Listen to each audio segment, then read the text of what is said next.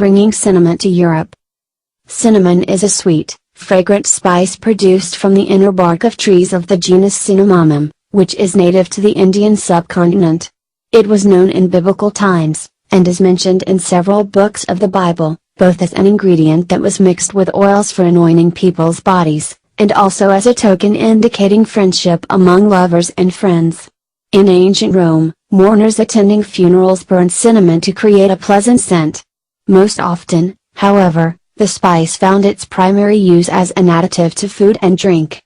In the Middle Ages, Europeans who could afford the spice used it to flavor food, particularly meat, and to impress those around them with their ability to purchase an expensive condiment from the exotic East.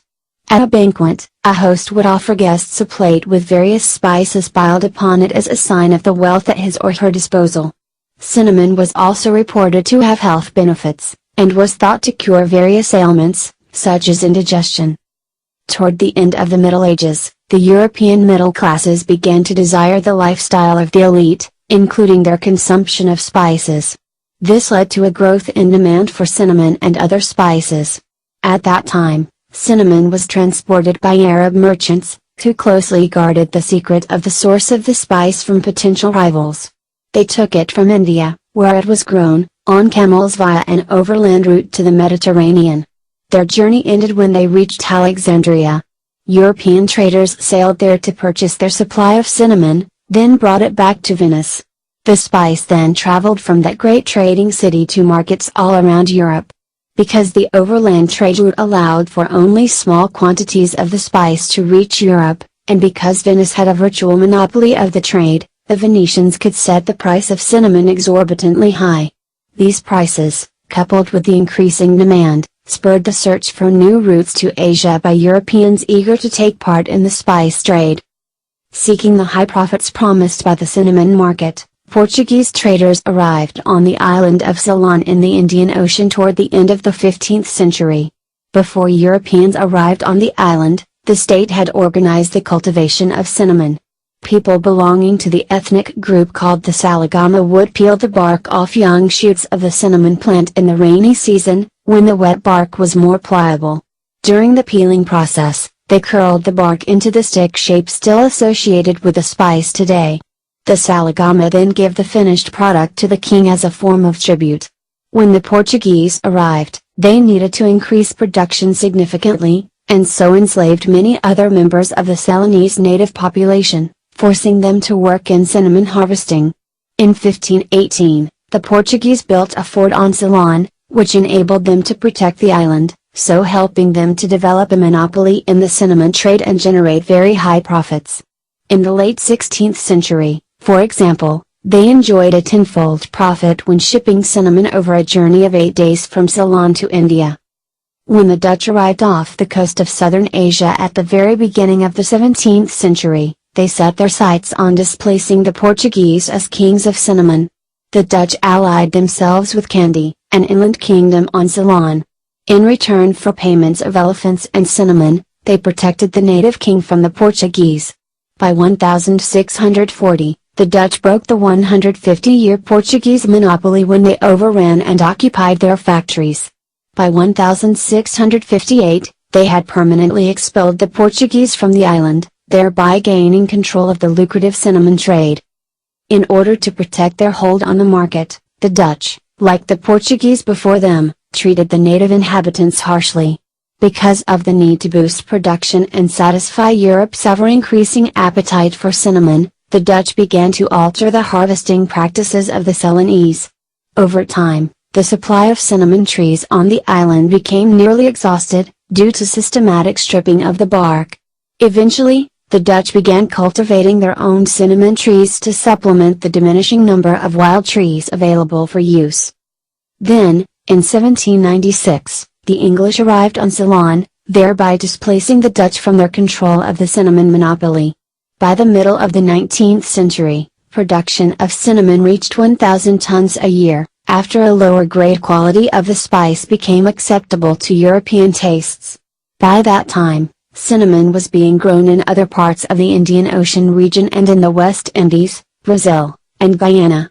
Not only was the monopoly of cinnamon becoming impossible, But the spice trade overall was diminishing in economic potential, and was eventually superseded by the rise of trade in coffee, tea, chocolate, and sugar. Mang quế đến Âu Châu. Quế là một gia vị ngọt thơm được lấy từ lớp vỏ thân cành của một số loài thực vật thuộc chi Cinnamomum, có nguồn gốc từ tiểu lục địa Ấn Độ. Nó được biết ở thời Kinh Thánh, và được đề cập trong một số cuốn sách của Kinh Thánh như là một thành phần trộn với dầu để sức lên cơ thể người, và cũng là một vật kỷ niệm thể hiện tình bạn và tình yêu. Ở thời kỳ La Mã cổ đại, những người đi đưa ma tham dự đám tang thường đốt quế để một mùi thơm dễ chịu. Tuy nhiên, thông thường, quế thường được sử dụng như là chất phụ gia cho thức ăn và nước uống. Ở thời Trung Cổ, người châu Âu nào đủ tiền mua gia vị đó thường được sử dụng để tạo hương vị cho thức ăn, đặc biệt là thịt, và để gây ấn tượng với những người xung quanh rằng họ có khả năng mua loại gia vị ngoại lai đắt tiền ở phương Đông. Ở những bữa tiệc lớn, chủ tiệc thường mời khách một đĩa với nhiều đồ gia vị khác nhau, và họ có thể sử dụng tùy ý như một dấu hiệu của sự giàu có. Bột quế đã được chứng minh là có lợi cho sức khỏe, và dùng để chữa nhiều bệnh khác nhau, chẳng hạn như bệnh khó tiêu. Vào cuối thời Trung Cổ, những tầng lớp trung lưu châu Âu bắt đầu thèm muốn lối sống thượng lưu, bao gồm việc tiêu dùng các đồ gia vị. Điều này dẫn đến việc nhu cầu tiêu thụ quế và các đồ gia vị khác tăng cao. Vào lúc đó, quế được vận chuyển bởi những nhà thương nhân Ả Rập, những người bảo vệ rất nghiêm ngặt nguồn gốc của gia vị khỏi những đối thủ hùng mạnh. Họ lấy quế từ Ấn Độ, nơi nó được trồng, đặt nó trên những con lạc đà qua một con đường đất liền đến Địa Trung Hải. Từ Ấn Độ, nơi mà quế được trồng, các thương nhân này vận chuyển quế trên lạc đà thông qua một tuyến đường bộ đến Địa Trung Hải. Chuyến đi của họ kết thúc khi họ đến Ai Cập. Những nhà buôn châu Âu đã xuống tàu ở đó để mua chỗ cung cấp quế, sau đó mang chúng lại Venice. Sau đó, quế sẽ đi từ những thành phố kinh doanh náo nhiệt đến thị trường trên khắp châu Âu, bởi vì tuyến đường bộ chỉ cho phép mang một lượng nhỏ đồ gia vị đến châu Âu, và bởi vì Venice gần như đã độc quyền thương mại, cho nên những người Venice có thể đặt giá quế rất cao. Giá cùng với nhu cầu đang tăng lên, những người châu Âu mong muốn tham gia vào việc buôn bán đồ gia vị đã thúc đẩy việc tìm ra tuyến đường mới đến châu Á. Thị trường buôn bán quế hứa hẹn kiếm được lợi nhuận cao. Những nhà buôn Bồ Đào Nha đã đến hòn đảo Ceylon ở Ấn Độ Dương vào cuối thế kỷ 15, trước khi người châu Âu đến đảo. Tiểu bang đã tổ chức trồng quế. Những người thuộc nhóm dân tộc thiểu số gọi là Salagama sẽ lột vỏ cây quế non vào mùa mưa. Khi vỏ cây còn ướt dẻo, trong suốt quá trình tước vỏ, họ đã uốn vỏ cây thành hình thanh, trở thành đồ gia vị như ngày hôm nay. Người Salagama sau đó đưa sản phẩm hoàn chỉnh cho nhà vua như một hình thức của sự tôn kính. Khi người Bồ Đào Nha đến, họ cần tăng việc sản xuất một cách đáng kể, và vì thế đã bắt nhiều thành viên khác của dân bản địa Ceylon làm nô lệ, bắt họ thu hoạch quế. Vào năm 1518, người Bồ Đào Nha đã xây dựng một pháo đài ở Ceylon, cho phép họ bảo vệ hòn đảo của họ, cho nên đã giúp họ phát triển việc độc quyền buôn bán quế và đã sinh ra lợi nhuận cao. Vào cuối thế kỷ 16, họ đã thu lại lợi nhuận tăng gấp 10 lần khi chuyển quế từ Ceylon sang Ấn Độ. Trong 8 ngày bằng tàu, khi người Đan Mạch rời khỏi bờ biển Nam Á vào đầu thế kỷ 17, họ đã quyết tâm thay thế vị trí quốc vương quế của người Bồ Đào Nha. Người Hà Lan liên minh với Candy, một vương quốc nội địa ở Ceylon, đổi lại các khoản thanh toán về voi và quế. Họ đã bảo vệ quốc vương bản địa khỏi người Bồ Đào Nha. Giữa năm 1640, người Hà Lan đã xâm phạm độc quyền 150 năm khi họ xâm nhập và chiếm đóng nhà máy. Đến năm 1658, họ đã vĩnh viễn trục xuất người Bồ Đào Nha khỏi hòn đảo, từ đó nắm quyền kiểm soát việc buôn bán quế béo bở này. Để bảo vệ thị trường của họ, người Hà Lan, như người Bồ Đào Nha trước đây, đã đối xử người dân bản địa một cách nghiêm khắc. Bởi vì cần đáp ứng nhu cầu sản xuất và thỏa mãn việc thèm ăn quế ngày càng tăng, người Hà Lan bắt đầu thay đổi thói quen thu hoạch trước đây của họ. Theo thời gian, nguồn cung cấp quế trên hòn đảo gần như cạn kiệt bởi vì hệ thống tước vỏ cây. Cuối cùng, người Hà Lan bắt đầu trồng cây quế để bổ sung lại số lượng cây tự nhiên hao hụt mà họ đã sử dụng. Sau đó, người Anh đến Ceylon, từ đó độc quyền kinh doanh quế thay thế người Hà Lan. Vào giữa thế kỷ 19, sản lượng quế đã đạt đến 1.000 tấn một năm. Mặc dù chất lượng của quế thấp hơn nhưng người châu Âu vẫn chấp nhận hương vị của nó. Vào thời điểm đó, quế cũng được trồng ở những khu vực khác của vùng Ấn Độ Dương và ở Tây Ấn, Brazil, và Guyana. Không chỉ không thể độc quyền quế, mà còn việc kinh doanh đồ gia vị cũng đã giảm bớt trong tiềm lực kinh tế, và cuối cùng bị thế chỗ cho việc buôn bán cà phê, trà, sô-cô-la và đường ngày càng phát triển. Oxytocin. Oxytocin is a chemical, a hormone produced in the pituitary gland in the brain. It was through various studies focusing on animals that scientists first became aware of the influence of oxytocin. They discovered that it helps reinforce the bonds between prairie voles, which mate for life, and triggers the motherly behavior that sheep show towards their newborn lambs. It is also released by women in childbirth, strengthening the attachment between mother and baby. Few chemicals have as positive a reputation as oxytocin, which is sometimes referred to as the love hormone. One sniff of it can, it is claimed, make a person more trusting, empathetic, generous and cooperative. It is time, however, to revise this wholly optimistic view. A new wave of studies has shown that its effects vary greatly depending on the person and the circumstances, and it can impact on our social interactions for worse as well as for better. Oxytocin's role in human behavior first emerged in 2005. In a groundbreaking experiment, Markus Heinrichs and his colleagues at the University of Freiburg, Germany, asked volunteers to do an activity in which they could invest money with an anonymous person who was not guaranteed to be honest.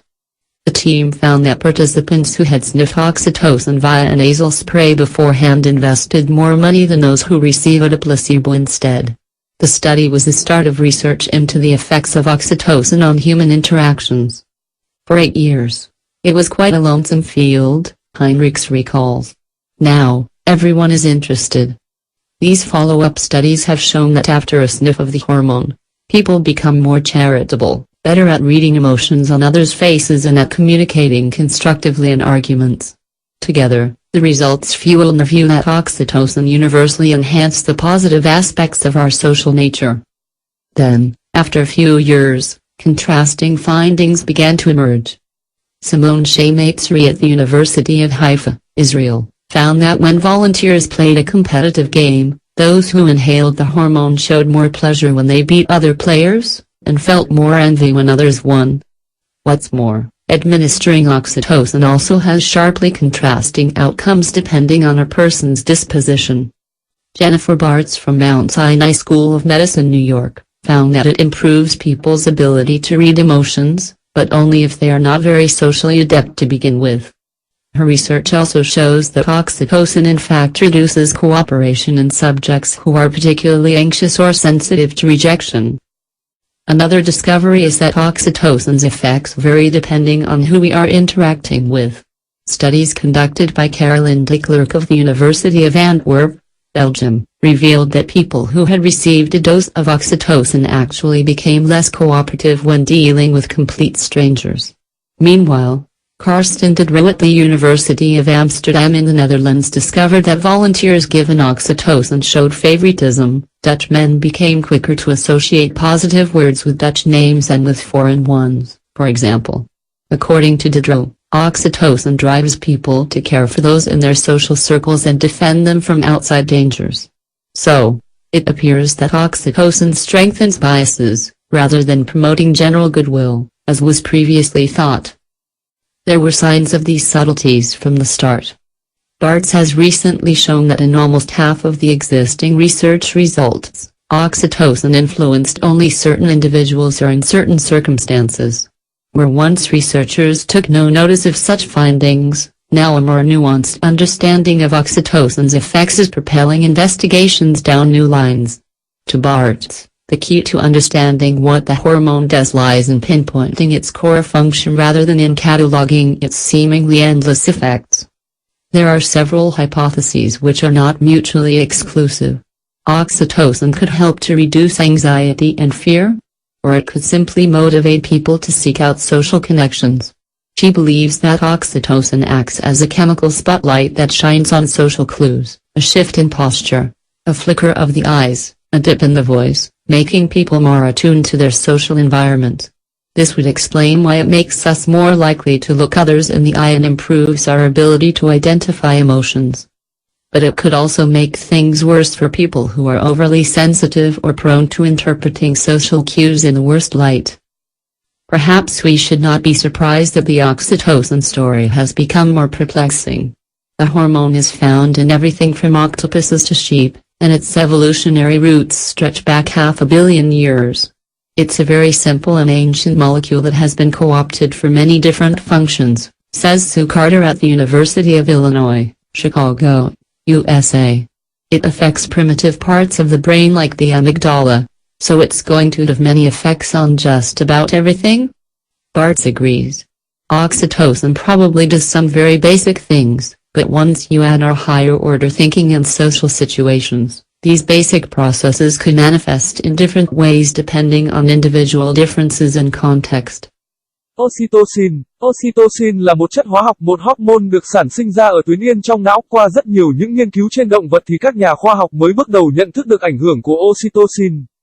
Họ khám phá rằng nó giúp củng cố mối quan hệ giữa những con chuột đồng trong quá trình giao phối, và khởi nguồn những hành vi của người mẹ trong cừu mẹ đối với những con nó đồng thời cũng được sản sinh ra khi phụ nữ sinh con, tăng cường sự gắn kết giữa mẹ và con. Ít chất hóa học có tác dụng tích cực như oxytocin, thứ mà đôi khi được coi như là hormone tình yêu. Nó được khẳng định rằng chỉ cần hít một ít chất này có thể làm cho người ta tin tưởng, đồng cảm, phóng khoáng và hợp tác hơn. Tuy nhiên, đã đến lúc chỉnh sửa hoàn toàn quan điểm tích cực này. Một làn sóng nghiên cứu mới chỉ ra rằng tác động của nó thay đổi rất lớn, phụ thuộc vào mỗi người và vào từng hoàn cảnh, và nó có thể ảnh hưởng đến sự tương tác xã hội cả xấu lẫn tốt. Vai trò của oxytocin trong thái độ của con người được phát hiện lần đầu vào năm 2005 trong một thí nghiệm đột phá. Marcus Heinrich và các đồng nghiệp ở trường đại học Freiburg, Đức đã hỏi những tình nguyện viên làm một hoạt động trong đó họ có thể đầu tư tiền với một người nặc danh và không có sự đảm bảo gì về sự trung thực cả. Nhóm của ông ấy nhận ra rằng những người tham gia hít phải khí oxytocin thông qua lọ thuốc xịt mũi trước đó thì đầu tư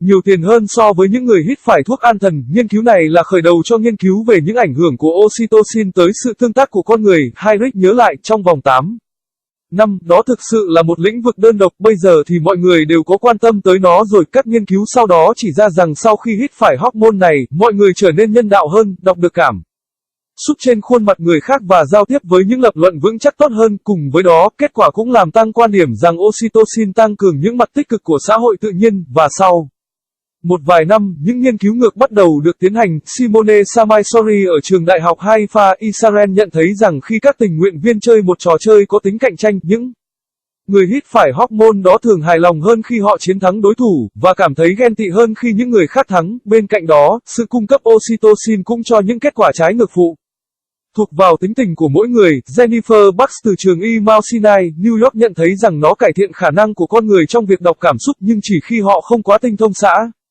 hội. Nghiên cứu của bà cũng chỉ ra rằng thực tế oxytocin làm giảm sự hợp tác trong các đối tượng tỏ ra đặc biệt lo lắng hay nhạy cảm đối với sự cự tuyệt. Một khám phá khác rằng những tác động của oxytocin thay đổi dựa vào chúng ta tương tác với ai. Những nghiên cứu được thực hiện bởi Caroline Declercq của Đại học Antwerp, Bỉ, cho thấy những người dùng một liều oxytocin thực ra trở nên ít tương tác hơn khi đối diện với những người hoàn toàn xa lạ. Trong khi đó, các Standard Review ở trường đại học Amsterdam ở Hà Lan khám phá ra rằng những người tình nguyện viên được nhận oxytocin cho thấy sự thiên vị. Những người đàn ông Hà Lan trở nên phản ứng nhanh hơn với những tên Hà Lan hơn là các tên nước ngoài khác. Ví dụ là vậy, theo The Review, oxytocin làm cho mọi người quan tâm tới những người trong mạng lưới xã hội của họ và bảo vệ họ khỏi những mối nguy hại bên ngoài. Vì thế, có vẻ như oxytocin làm tăng những thành kiến hơn là thúc đẩy thiện chí chung như là được nghĩ đến trước đó. Có những dấu hiệu của sự không rõ ràng ngay từ khi bắt đầu. Bucks gần đây chỉ ra rằng trong hầu hết một nửa các kết quả nghiên cứu đã có sẵn thì oxytocin chỉ ảnh hưởng đến một số cá nhân hoặc hoàn cảnh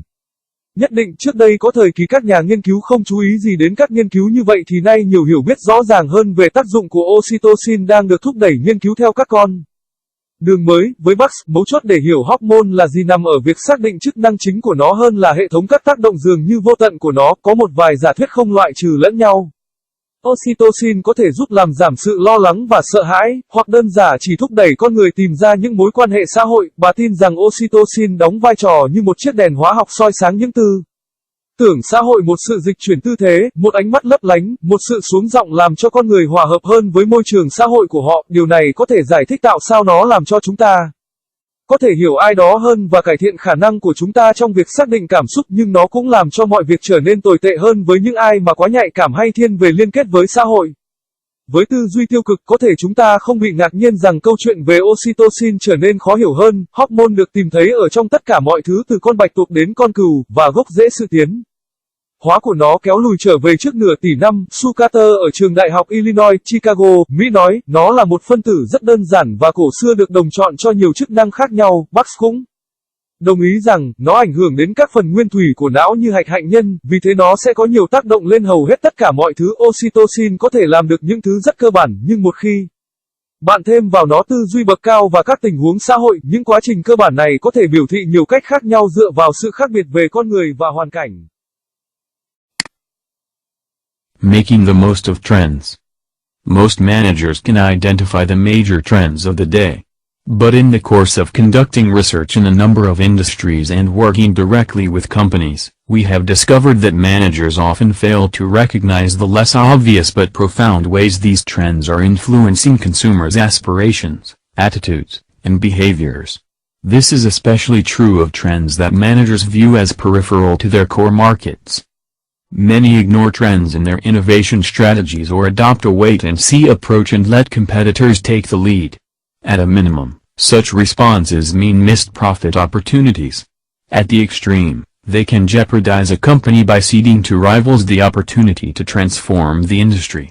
The purpose of this article is twofold: to spur managers to think more expansively about how trends could engender new value propositions in their core markets, and to provide some high-level advice on how to make market research and product development personnel more adept at analyzing and exploiting trends. One strategy, known as infuse and augment, is to design a product or service that retains most of the attributes and functions of existing products in the category but adds others that address the needs and desires unleashed by a major trend. A case in point is the Poppy range of handbags, which the firm Coach created in response to the economic downturn of 2008. The Coach brand had been a symbol of opulence and luxury for nearly 70 years, and the most obvious reaction to the downturn would have been to lower prices. However, that would have risked cheapening the brand's image. Instead, they initiated a consumer research project which revealed that customers were eager to lift themselves and the country out of tough times. Using these insights, Coach launched the lower-priced Poppy handbags, which were in vibrant colors, and looked more youthful and playful than conventional Coach products. Creating the sub-brand allowed Coach to avert an across-the-board price cut. In contrast to the many companies that responded to the recession by cutting prices, Coach saw the new consumer mindset as an opportunity for innovation and renewal. A further example of this strategy was supermarket Tesco's response to consumers' growing concerns about the environment. With that in mind, Tesco, one of the world's top 5 retailers, introduced its Greener Living program, which demonstrates the company's commitment to protecting the environment by involving consumers in ways that produce tangible results. For example, Tesco customers can accumulate points for such activities as reusing bags, recycling cans and printer cartridges, and buying home insulation materials. Like points earned on regular purchases, these green points can be redeemed for cash. Tesco has not abandoned its traditional retail offerings but augmented its business with these innovations, thereby infusing its value proposition with a green streak. A more radical strategy is combine and transcend. This entails combining aspects of the product's existing value proposition with attributes addressing changes arising from a trend, to create a novel experience, one that may land the company in an entirely new market space. At first glance, spending resources to incorporate elements of a seemingly irrelevant trend into one's core offerings sounds like it's hardly worthwhile. But consider Nike's move to integrate the digital revolution into its reputation for high-performance athletic footwear. In 2006, they teamed up with technology company Apple to launch Nike Plus, a digital sports kit comprising a sensor that attaches to the running shoe and a wireless receiver that connects to the user's iPod. By combining Nike's original value proposition for amateur athletes with one for digital consumers, the Nike Sports Kit and web interface moved the company from a focus on athletic apparel to a new plane of engagement with its customers. A third approach, known as counteract and reaffirm, involves developing products or services that stress the values traditionally associated with the category in ways that allow consumers to oppose or at least temporarily escape from the aspects of trends they view as undesirable. A product that accomplished this is the Me2, a video game created by Canada's iToys. By reaffirming the toy category's association with physical play, the Me2 counteracted some of the widely perceived negative impacts of digital gaming devices. Like other handheld games, the device featured a host of exciting interactive games, a low-color LCD screen, and advanced 3D graphics. What set it apart was that it incorporated the traditional physical component of children's play. It contained a pedometer, which tracked and awarded points for physical activity, walking, running, biking, skateboarding, climbing stairs. The child could use the points to enhance various virtual skills needed for the video game. The ME2, introduced in mid-2008, catered to kids' huge desire to play video games while countering the negatives, such as associations with lack of exercise and obesity. Once you have gained perspective on how trend-related changes in consumer opinions and behaviors impact on your category, you can determine which of our 3 innovation strategies to pursue. When your category's basic value proposition continues to be meaningful for consumers influenced by the trend, the infuse and augment strategy will allow you to reinvigorate the category. If analysis reveals an increasing disparity between your category and consumers' new focus, your innovations need to transcend the category to integrate the two worlds. Finally, if aspects of the category clash with undesired outcomes of a trend, such as associations with unhealthy lifestyles, there is an opportunity to counteract those changes by reaffirming the core values of your category. Trends, technological, economic, environmental, social, or political, that affect how people perceive the world around them and shape what they expect from products and services present firms with unique opportunities for growth.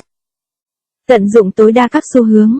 Hầu hết các nhà quản lý đều có thể xác định được những xu hướng chính ngày nay, nhưng trong quá trình thực hiện nghiên cứu về số lượng ngành công nghiệp và làm việc trực tiếp với công ty chúng tôi, khám phá ra rằng các nhà quản lý không nhận ra những cách mà các xu thế này ảnh hưởng đến nguyện vọng, thái độ và hành vi của khách hàng, tuy không rõ nét nhưng lại cực kỳ sâu sắc. Điều này đặc biệt đúng với các xu thế mà các nhà quản lý xem như là ngoại vi đối với các thị trường chính. Nhiều người bỏ qua các xu hướng trong chiến lược đổi mới của mình hay chấp nhận cách tiếp cận chờ đợi và để cho đối thủ dẫn trước. Ít nhất thì những phản ứng này có nghĩa là bỏ lỡ cơ hội lợi nhuận. Tệ nhất là họ có thể gây thiệt hại cho công ty bằng việc nhượng cho đối thủ cơ hội để chuyển đổi ngành công nghiệp.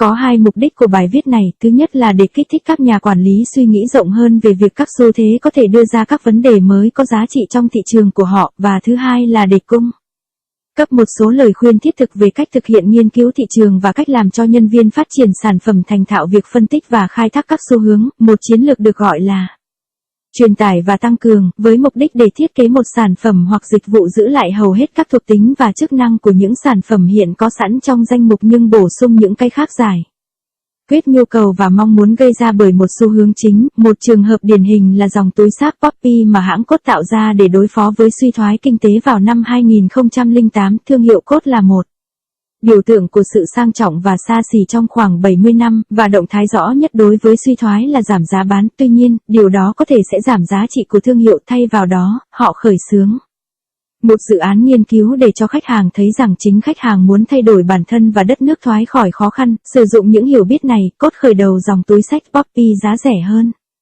với màu sắc rực rỡ, trẻ trung và năng động hơn dòng sản phẩm truyền thống. Việc tạo ra thương hiệu phụ giúp Cốt tránh được việc cắt giảm giá một cách toàn diện, trái ngược với các công ty khác mà phản ứng với việc suy thoái bằng cách cắt giảm giá. Cốt nhận định tư duy mới của người tiêu dùng như một cơ hội của sự khôi phục và đổi mới. Một ví dụ khác cho chiến lược này là phản ứng của siêu thị Tesco để nâng cao sự quan tâm của khách hàng đến môi trường. Với suy nghĩ đó, một trong 5 siêu thị bán lẻ đứng đầu thế giới, Tesco đã giới thiệu chương trình Greener Living, thể hiện cam kết của công ty để bảo vệ môi trường bằng cách thu hút khách hàng theo cách tạo ra kết quả hữu hình. Ví dụ, người tiêu dùng của Tesco có thể tích lũy điểm cho các hành động như tái sử dụng túi tái chế, đồ đóng hộp và hộp mực máy in, và mua vật liệu cách nhiệt tại nhà. Giống như các điểm tích lũy được khi mua hàng thông thường, các điểm xanh này cũng có thể quy đổi thành tiền mặt. Tesco không bỏ các dịch vụ bán lẻ truyền thống mà tăng cường kinh doanh với những đổi mới này, từ đó truyền đạt đề xuất có giá trị với một vệt màu xanh. Một chiến lược cấp tiến hơn là kết hợp và vượt qua. Điều này đòi hỏi kết hợp các khía cạnh của các đề xuất có giá trị của các sản phẩm có sẵn với những đặc tính giải quyết các thay đổi phát sinh từ một xu hướng, để tạo ra một trải nghiệm mới lạ, cái mà có thể đưa công ty vào một không gian thị trường hoàn toàn mới. Thoạt nhìn, nguồn lực tài chính để kết hợp các yếu tố của một xu thế có vẻ không liên quan tới các dịch vụ cốt lõi dường như không đáng giá chút. nào, nhưng hãy xem xét động thái của Nike khi sáp nhập cuộc cách mạng công nghệ số với danh tiếng của nó cho giày thể thao hiệu suất cao. Vào năm 2006, họ hợp tác với công ty công nghệ Apple để tạo ra Nike Cộng, bộ dụng cụ thể thao kỹ thuật số bao gồm cảm biến gắn với giày chạy và bộ thu không dây kết nối với iPod của người dùng, bằng việc kết hợp đề xuất giá trị ban đầu cho các vận động viên nghiệp. Dư với một người sử dụng kỹ thuật số, bộ công cụ thể thao và giao diện web của Nike chuyển hướng tập trung của công ty vào trang phục thể thao sang một kế hoạch mới kết hợp với khách hàng của mình.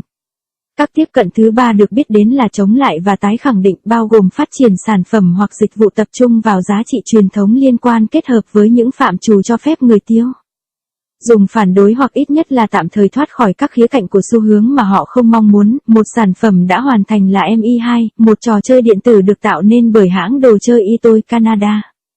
Bằng việc tái khẳng định sự kết hợp của các loại đồ chơi với lối chơi thể chất, Mi2 chống lại một số ảnh hưởng tiêu cực được biết đến rộng rãi của các thiết bị game kỹ thuật số, giống như những trò chơi cầm tay khác. Thiết bị này có một loạt các trò chơi tương tác thú vị, màn hình LCD nhạt màu và đồ họa 3D tiên tiến. Cái làm cho nó khác biệt là nó kết hợp với các thành phần vật lý truyền thống của trò chơi trẻ em. Nó chứa một thiết bị đo bước đi dùng để theo dõi và tặng điểm thưởng cho mỗi hoạt động vật lý, đi bộ, chạy, đạp xe, trượt ván hay leo cầu thang bộ. Trẻ em có thể sử dụng những điểm này để nâng cao các kỹ năng ảo cần thiết khác cho trò chơi điện tử. Được ra mắt vào giữa năm 2008, Mi2 thỏa mãn mong muốn lớn lao chơi điện tử của trẻ trong khi chống lại được những mặt tiêu cực, ví dụ như có liên quan đến việc thiếu vận động hay bệnh béo phì. Một khi đã nhận thấy được quan điểm về những thay đổi liên quan đến xu hướng trong cách suy nghĩ và hành động của người tiêu dùng tác động đến các danh mục của bạn như thế nào, bạn có thể xác định một trong 3 chiến lược đổi mới của chúng tôi để theo đuổi. Khi đề xuất giá trị cơ bản của danh mục của bạn tiếp tục có ý nghĩa đối với